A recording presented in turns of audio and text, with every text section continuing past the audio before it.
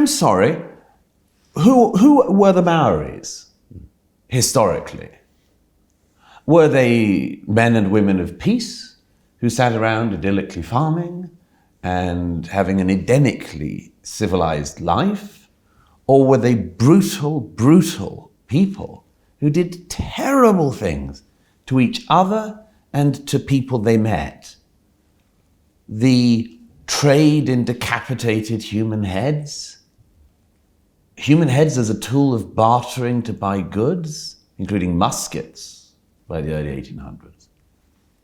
I'm sorry, I'm not willing to have my own culture ransacked and turned through this lens of pure evil, and simultaneously be expected to pretend that the Maoris or the indigenous peoples of Australia were these proto-Gandhi-esque figures, sort of Mother Teresa with a bit too much beheading. No, this is totally untrue. And it's an obvious attempt to subjugate people in the West to a false ideology and a false version of our own past. So no, I mean, all of the sort of, the combination of the two of these things, the wild distortion of Western history, the negative interpretation of all of Western history, is bad on its own, but combined with this Edenic, Vaseline-lensed interpretation of everyone else, no, you might just about get away with one of those things, but not both, and not both at the same time. No way. As my late friend Clive James once said, we're here because history happened. What are you going to do about it?